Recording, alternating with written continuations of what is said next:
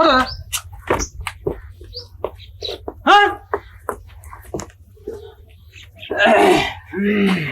बाबूजी का हो का करते नहीं जे चलिए चल तोरी गोबरा का होली तब नु खाना निकाल कर रखे कहनी हम खाना निकाल कर रख देनी है तो खा ली के चाहिए नु तो रवा जागे नहीं हो अब सोचनी है कि तनी मनी देरी बा तहरो में नहाए धोए में और गोबर पाथी के हुई पापा बाबूजी काहे कि पापा कहे के आदत हो गई ना हो जैसे अपन पापा कहते नु कि अब गोइठा उठा तो इतना बार ना इहे नु बेचाई और दूध के देखी ना दूध इतना बेचाई हाले इतना भी पैसा केहू नहीं के दिला अच्छा बेचा गोल बा ले गोल रोशन कर दी असन आज ना जैसा गोइठावे तनी मनी बेचाता ना तो दस ये दिन के पैसा बाद आवत दे सन ये पैसा आवत तो तनी हरा साग सब्जी लावत तनी घरे बहुत लेकिन दिक्कत बना बाबूजी अच्छा दिक्कत बा तो भगवान भगवान करे के बा कर्म करे के बा कर्म प्रधान होला अपन कर्म नहीं छोड़े के अब बुचिया हो पूछिए का जाने अभी तो खाना खिए नहीं हाँ तो कल ये मम्मी तन से खेले जाए कम कनिए जो खेल आप का कहीं बाबूजी इतना गरीबी है अब आप जैसे नालायक निकल गइलन हाँ बुचिया हम तो इधर रहते वाले अपन लाश जोड़ो ये नहीं रहल है लगले बस पिटाई रहली है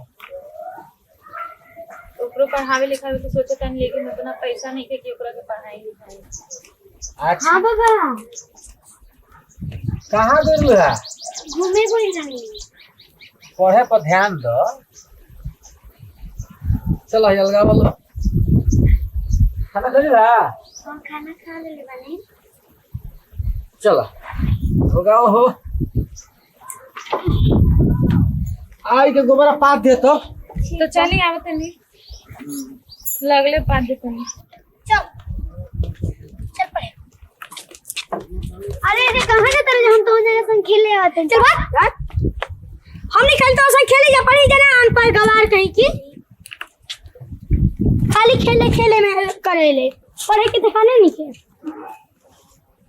काहे पता ना काहे हमरा के ऐसे ही करत रहने जा जब हम खेले आई ना तब हमरा के पढ़ाई के विषय में कुछ ना कुछ बोल देवेलन जा कि तू तो पढ़बे ना करेलिस आज माई से कहबे करम कि हमहू माई पढ़म कहे से कि सब लोग पढ़ेला सब हमरा लड़का लड़की सब लोग पढ़ेला कहे ना हम ना कहे ना पढ़ी ना पूछो में ब्रह्माई से हम अपना क्या तो नहीं जे दूसरा लाला के ना डाल दे तो सही रही वो सब धूप जाए घाम अच्छा लगता है जा इधर घाम अच्छा लगे यही से डाल दी ला इधर कि सूख जाए जल्दी जल्दी जरा भी की काम न होई जारा आजकल मिला तो कहाँ लकड़ी उकड़ी यही से ना घर में गोबर रहता तो थाप के आदमी काम चला ले देला गोइठा ऐठा बना के ये सब लगाता कच्चे सुखम नहीं खे माई का रे हम तरह से को बात कॉल चाहते हैं का बोल काहे ना हम स्कूल जानी हमरो मन करला स्कूल जाए के हम केनियो जानी खेले ना तो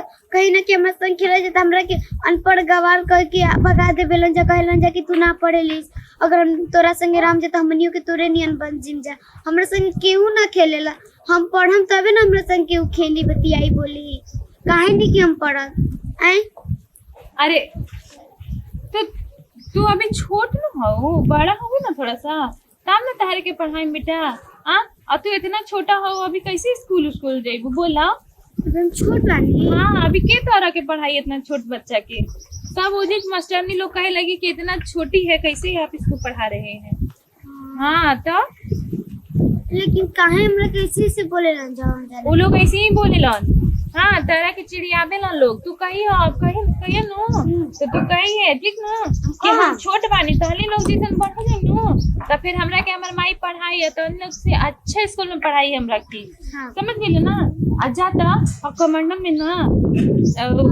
गोपाल का की है नु उनका दूध रखा ना जल्दी है करे अच्छा अब पूछ लिया गोइठा के लिए तू गोइठा के लिए तू अरे लड़की गोइठा के लिए के होई नु तो का दी है ठीक ना कि बोरे ले ले है उनका यहाँ से और का दी है कि उनका पतरिया के बोलो जल्दी के रख ले अभी तुम झूठ कर देनी कि चलो स्थिति खराब हो हमनी के कि एकरा स्कूल में पढ़ावे उतना पैसा नहीं है हमनी लोग के पास 2-4 रुपए जो आवत थोड़ा मोटा पैसा आवत उसे अपन घर के खर्चे चलाइला। हाँ, अब इन्हें करी कि होने करी। हम तो ये सोचिए झूठ बोलता नहीं कि थोड़ा बड़ हो जाए नो तो ये अपने समझे लागी कि हमार माई के उतना औकात ना नहीं की पढ़ाई हमरा की।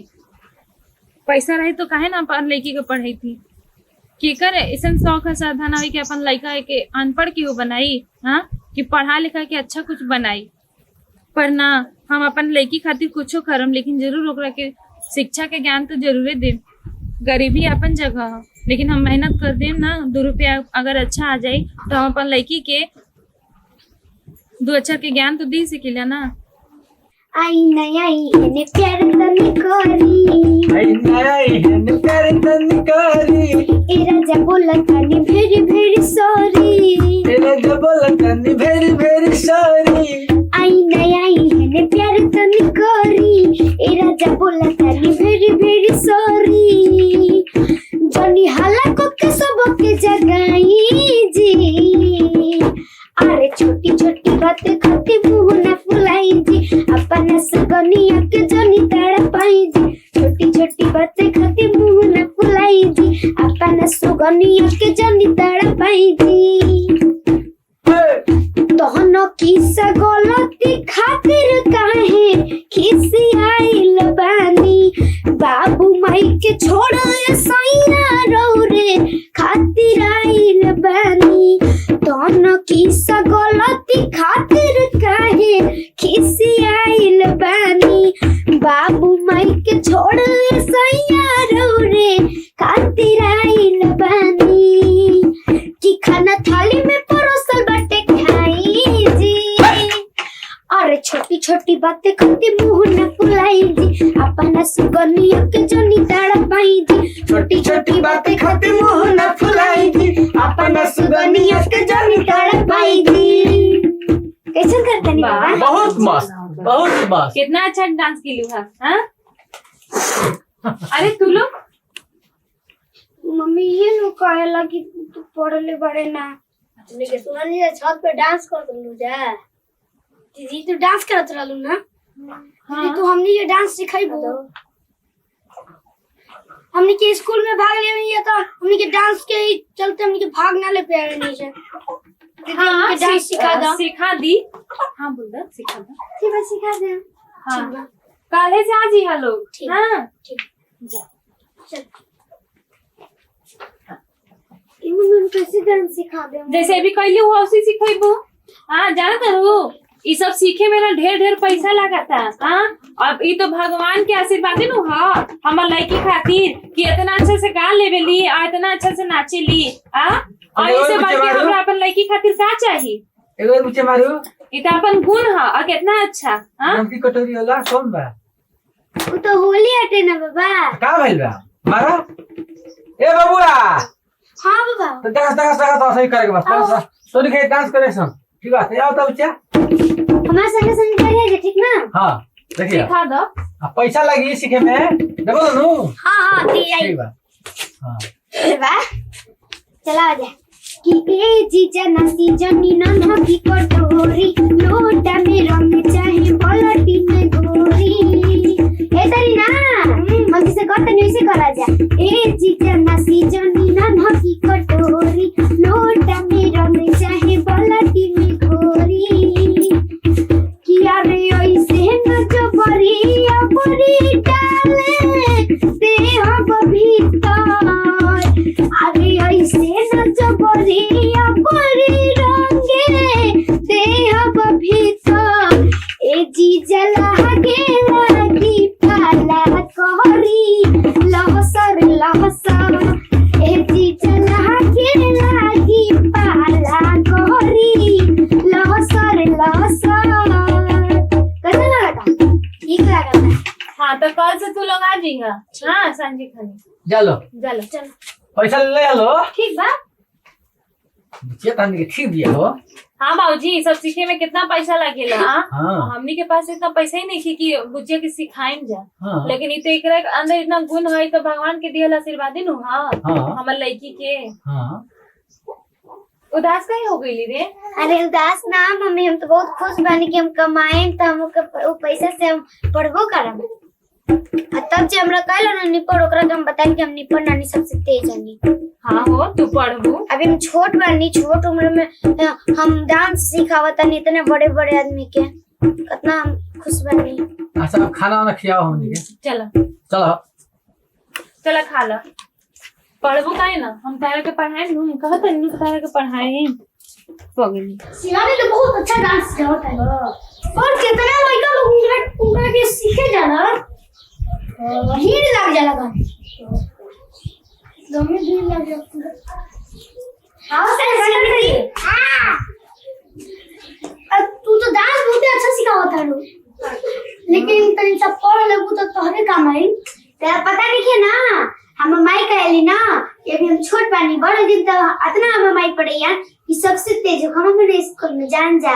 अभी तो हम जना बड़ हो गए, बड़ा अभी हम छोट बानी, ठीक है ना दीदी? अब तू कितना बड़ा हो, अब तू तो हमनी से बड़ बारू, तो हमारे तरफ से झूठ बोल दे बाड़ी। देखो देखो देखो क्या देखी, देखो हम तू हमसे कितना इतना बड़ बारू। हाइट से ना होखेला, हाइट कैसे होखेला?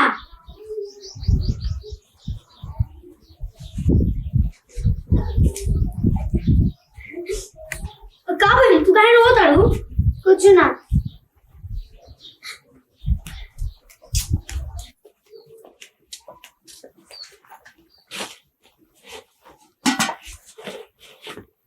का भेल शिवानी? अरे का भइल? हम तेरे से बात ना करम। काहे? हम तेरे से बात ना करम, बस कोई दे ना, हमरा से तू मत बोला। काहे ना हमरे से बात करबू? तू हमरा से काहे इतना झूठ बोललू? हमें बहुत दुख लागल बेटे। का झूठ बोलनी है? हम तारे से कोनो बात न छिपाइला। का झूठ बोली ना बोल। ना हमरा सन के लेकर बड़ा सन सब पढ़ाई करेला सन, हम ना पढ़ाई करी ना। आज हमरा बुझाइला ठीक है, हम सब लेकर से बड़ बानी, तो हमरा से काहे इतना झूठ बोलेलू? हम यही से तारा से झूठ बोलनी है कि तू उतना पढ़ावे के हमरा पास पैसा नहीं के बेटा कि हम तारा के पढ़ा सकीला। बोल। हाँ, एक दिन खाना बनाता खाए के मिलता था, एक दिन पैसा ना रहे के चलते एक दिन हमनी लोग इसी पानी पे गुजारे के पड़ेला। इतना गरीबी है। अगर ये बात तू कले रह तू ना मम्मी तो हम भरोसा कर लेती, लेकिन ये बात छोट हो यही से हम ना कहनी कि और थोड़ा बड़ हो जाएगी तो तू खुद समझे लगू अपन माई के दुख दर्द तकलीफ, अपन घर की हाव भाव सब समझ जीवू बेटा। यही से हम तारा से झूठ कहनी अभी। बहुत हमरा दुख लागल। तो केहू के माई के खातिर बुरा ना सोचेला, अपन बच्चा खातिर समझ गेलू ना। कैसे तू हमरा किसे बोल देलू बेटा? पर हम तारा क्या पढ़ाई, अब हम और भी काम करब। हम खेती में दोसर लोग की खेती में जाके काम करब, तो घर में काम करब, बर्तन माजब, तू ऐसे ही बोले घर झाड़ू पोछा करब, लेकिन हम तारा के जरूर पढ़ाए। तू ऐसे ही बोल के हमरा के बाला लेबलू और फिर ना पढ़ावेलू ना बेटा।